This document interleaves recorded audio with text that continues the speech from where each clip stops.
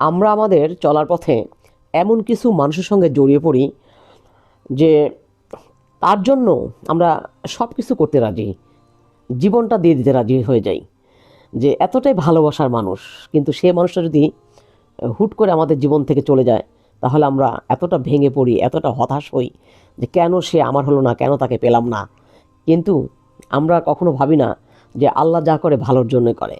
আল্লাহ বলেছেন, তোমার জীবন থেকে যে চলে গেছে সে তোমাকে নিয়ে এমন কিছু কথা বলেছে তোমার অগোচরে, যেটা আমি শুনতে পেয়েছি তুমি পাওনি। বা তার মনের ভিতরে তোমাকে নিয়ে এত বাজে কিছু ধারণা সে পোষণ করেছিল, যেটা তুমি জানো না, আমি জানি। যার কারণে আমি তোমাকে একা করে দিয়েছি। যে চলে গেছে তাকে চলে যেতে দাও, তোমার জীবনকে সুন্দর করে তুমি সাজাও।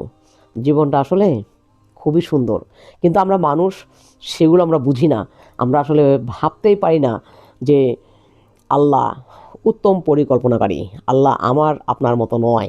আল্লাহ হচ্ছে মানুষের মন ছুঁতে পারে, মানুষের ভিতরে যেতে পারে, যা আমরা মানুষ পাই না। কিন্তু আমরা ধৈর্যহারা হয়ে যাই। তো আমি সবাইকে বলবো, জীবন থেকে যদি কোনো ভালোবাসা মানুষ সরে যায়, তাহলে কষ্ট পাবেন না, নিজেকে গুছিয়ে নেবেন। সবসময় মনে রাখবেন, আল্লাহ যা করে ভালোর জন্যই করে। সুবহানাল্লাহ।